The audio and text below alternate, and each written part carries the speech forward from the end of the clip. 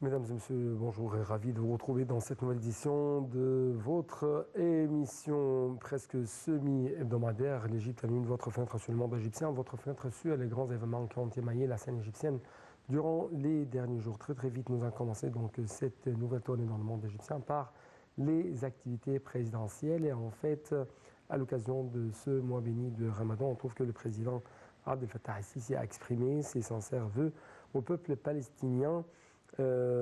Notamment dans la bande de Gaza qui souffre d'une situation humanitaire détériorée. Lors d'un appel téléphonique avec son homologue palestinien Mahmoud Abbas, le président Sisi a réitéré le soutien de l'Égypte et direction au peuple frères palestiniens soulignant les efforts de l'Égypte visant à assurer un cessez-le-feu dans la bande de Gaza et pour les droits légitimes du peuple palestinien à établir un État indépendant. De son côté, le président palestinien a souligné ses appréciations aux efforts égyptiens en faveur du droit palestinien, implorant Dieu, le Tout-Puissant, à accorder à l'Égypte bonheur, progrès et prospérité. D'autre part, le président Abdel Fattah al-Sisi a tenu un appel téléphonique avec le président du Conseil de souveraineté soudanais général Abdel Fattah al-Burhan. Les deux parties ont échangé leurs félicitations à l'occasion du mois sacré du Ramadan. Prions Allah le Tout-Puissant d'accepter les bons actes, de perpétuer les liens d'affection et de fraternité entre les deux peuples frères égyptiens et soudanais, de protéger le Soudan frère et son peuple et de rendre ces jours bénis aux nations arabes et islamiques avec plus de bonté et de sécurité. D'autre part, on trouve que le président Abdel Fattah al-Sisi a tenu un appel téléphonique avec le président algérien Abdelmajid Tebboune, au cours duquel les deux présidents ont exprimé leurs meilleures félicitations à l'occasion du mois sacré du Ramadan, demandant Dieu Tout-Puissant d'accepter les bonnes actions et d'accorder sa générosité aux peuples égyptiens et algériens, frères au reste des nations arabes et islamiques. Également, M. le Président Abdel Fattah al-Sisi s'est entretenu par téléphone avec le président syrien Bachar al-Assad. Les deux présidents ont échangé des félicitations à l'occasion du mois sacré du Ramadan. Le président Sisi a exprimé ses vœux de bonté, de sécurité et de stabilité pour le peuple syrien frère et que Dieu Tout-Puissant protège les nations arabes et islamiques de tout mal. Le président syrien a pour sa part souhaité la prospérité à l'Égypte et à son peuple.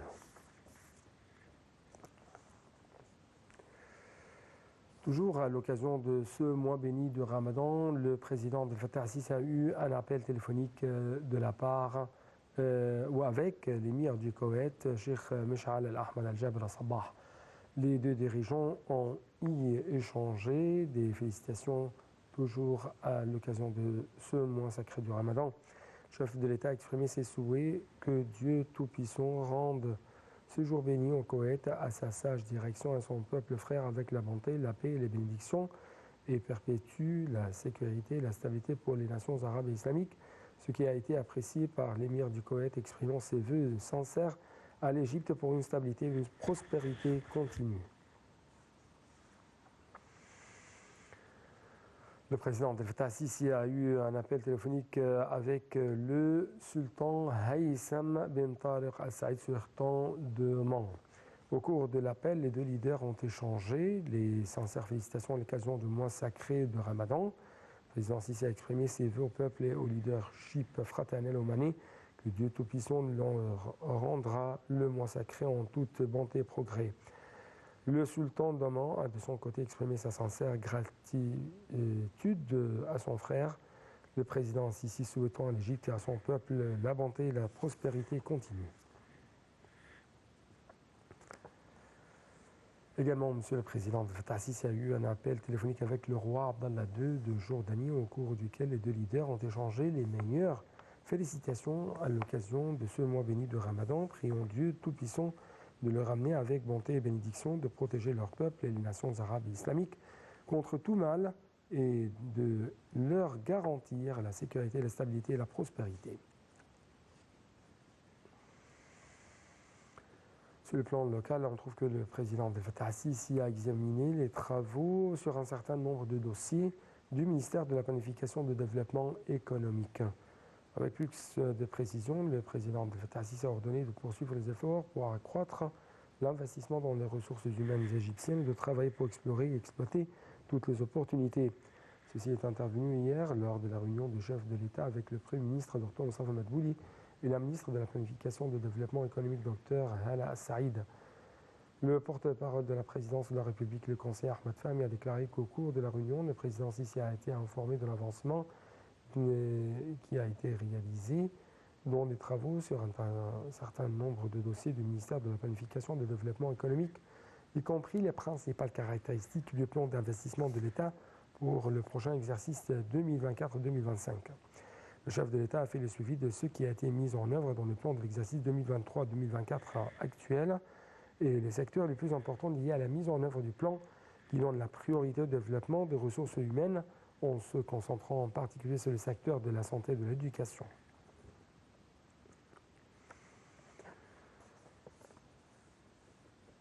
D'autre part, le président Abdel Fattah al-Sissi s'est réuni lundi avec le Premier ministre Dr Moustapha Madbouli et le ministre du secteur public des affaires, l'ingénieur Mahmoud Esmat. Le porte-parole officiel de la présidence a déclaré que le président Sissi a été informé au cours de la réunion des efforts du gouvernement visant à mettre en œuvre le programme de soutien social. Salam Maghreb et les détails.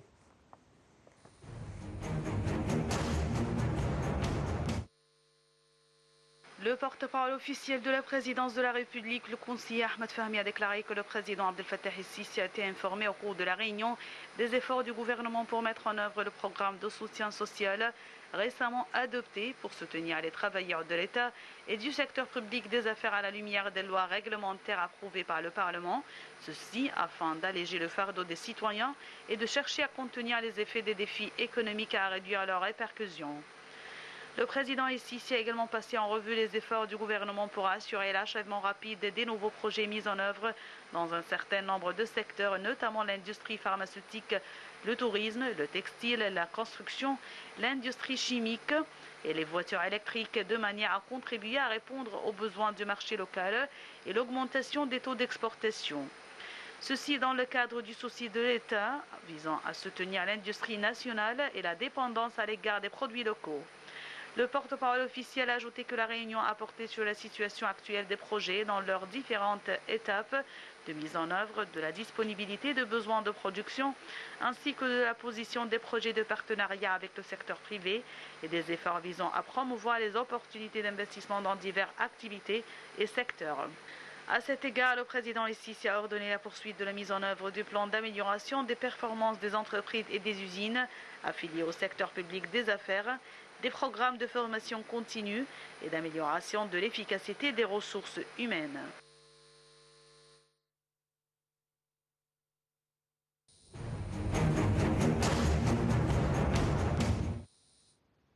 Sur le plan diplomatique, le ministre égyptien des Affaires étrangères, M. Samah Choukri, a mis en garde contre les répercussions régionales dangereuses et accrues de l'extension du conflit dans la région d'une manière qui menace la stabilité et la sûreté régionale et mondiale. M. Choukri s'est exprimé lors de sa rencontre lundi avec une délégation de la Chambre du commerce américaine au Caire. Le porte-parole officiel du directeur du département de la diplomatie publique au ministère des Affaires étrangères, l'ambassadeur Ahmed Abouzid, a déclaré l'attachement de M. Choukri à étaler les développements les plus éminents des relations égypto-américaines et la consultation et la coordination entre les deux parties lors de la période actuelle sur les questions régionales et internationales, dont les moyens de traiter la crise et ses répercussions.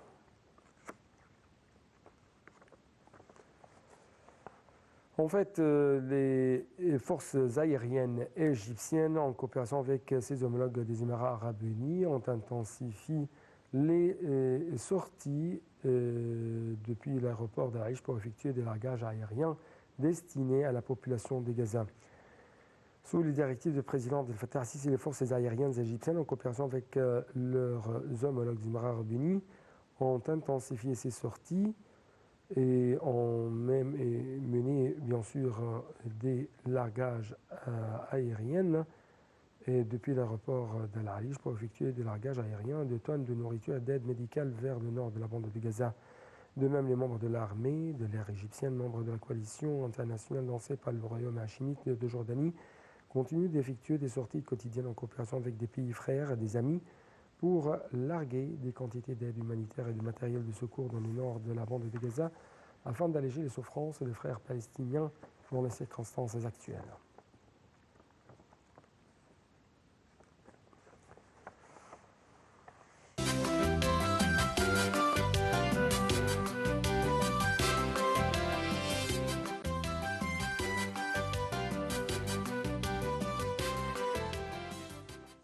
Donc, dans cette nouvelle tournée dans le monde des chiffres, dans le monde de l'économie égyptienne, on trouve que le ministre des Finances, Mohamed Moït, a affirmé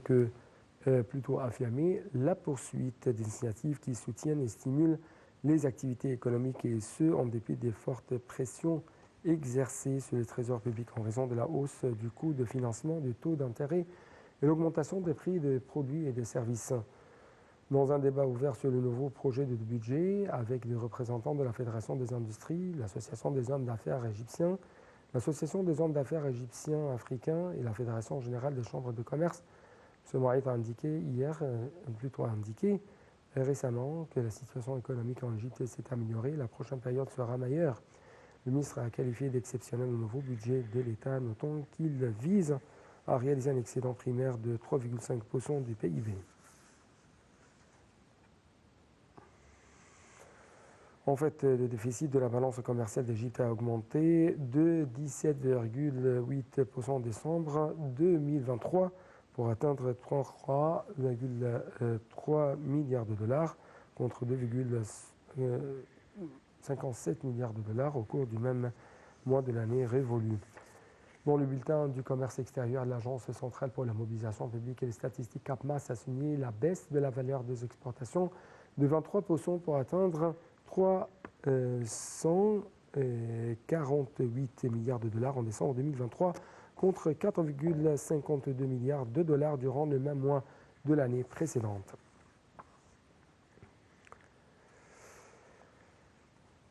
En fait, après les récentes décisions prises par le gouvernement, mais aussi prises par la Banque centrale égyptienne, l'Égypte avance sur la bonne voie. Les institutions internationales affichent une grande confiance envers l'économie égyptienne. Comment? C'est ce qu'on va savoir ensemble durant ce reportage de Salam Arabi.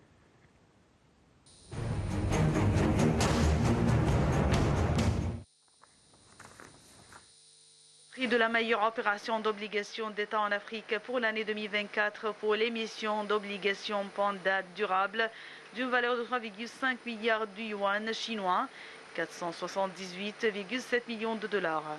L'Égypte a obtenu ce prix lors de la cérémonie de remise des prix des marchés des capitaux en matière d'obligations de prêt et de critères environnementaux, sociaux et de gouvernance en Afrique 2024. D'autre part, la modification de la perspective de la note de l'Égypte par Moody's, la passant de négative à positive, ouvre la voie à un relèvement de la note de crédit au cours de la période à venir par cette institution qui est considérée comme la plus importante au monde dans ce domaine, vu que ses rapports sont attendus par le fonds et les milieux d'affaires et des investissements du monde entier, a déclaré vendredi le ministre des Finances Mohamed Moït. Modifier la perspective de l'économie égyptienne en une perspective positive, ainsi que l'éloge fait par Moody's au développement audacieux, aux réformes et aux mesures décisives prises actuellement par le gouvernement égyptien pour soutenir la stabilité macroéconomique, constitue un témoignage de confiance dans la gestion macroéconomique de l'Égypte pendant cette période difficile et pleine de défis, a dit M. Moït dans un communiqué publié par le ministère des Finances.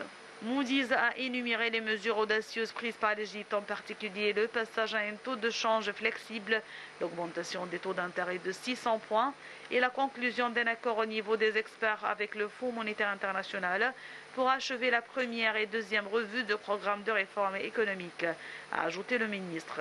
Selon le communiqué, Moody's a souligné l'accord sur la hausse de la valeur du prêt accordé par le Fonds à l'Égypte pour atteindre 8 milliards de dollars au lieu de 3 milliards de dollars, en plus de 1,2 milliard de dollars que l'Égypte recevra également du Fonds de durabilité environnementale du groupe de la Banque mondiale.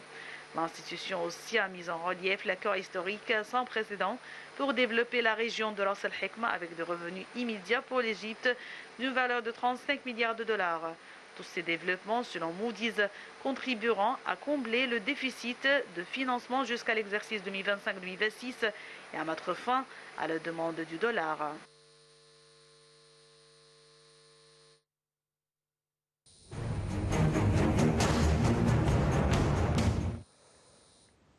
En fait, la Banque européenne pour la reconstruction et le développement, BERD, a annoncé le lancement d'un plan visant à transformer la ville de 6 octobre en tant qu'une ville verte, ça bien sûr en coopération avec le gouvernement égyptien, afin quand même renforcer les efforts ayant pour but de passer à une économie verte et durable en Égypte.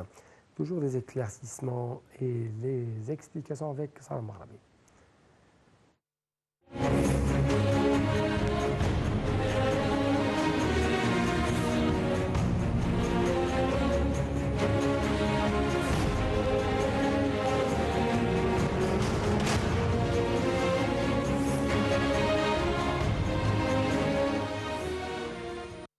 Donc, en fait, nous devons très rapidement clôturer cette édition, mais quand même, je dois vous rappeler que je dois vous déclarer, vous signer que ce plan qui a été lancé dans le cadre de la mise en œuvre du programme Ville verte, en fait, s'inscrit dans le cadre de la coopération entre le gouvernement et la Banque européenne pour la reconstruction et le développement.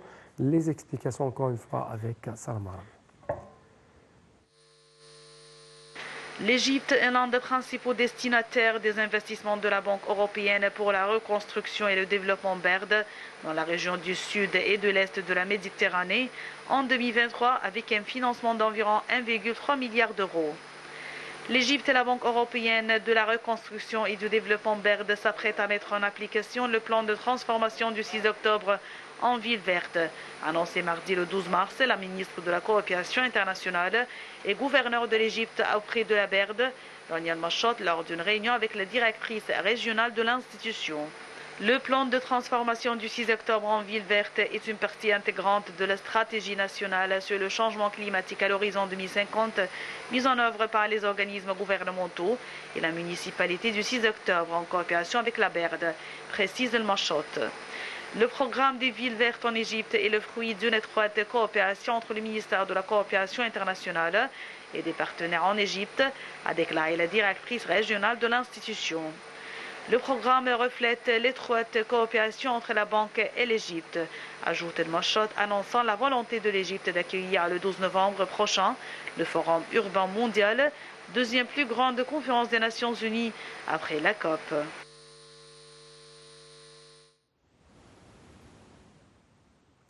Et donc, enfin, la ministre de l'Environnement, Dr Yasmine Fouad, a assisté à la signature d'une convention avec l'Organisation des Nations Unies pour le développement industriel, ONIDI, pour le projet Hurghada, une ville verte.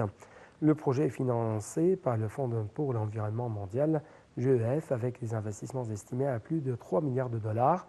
La convention fut signée par le chef de l'autorité des affaires environnementales et le directeur du bureau régional du GEF.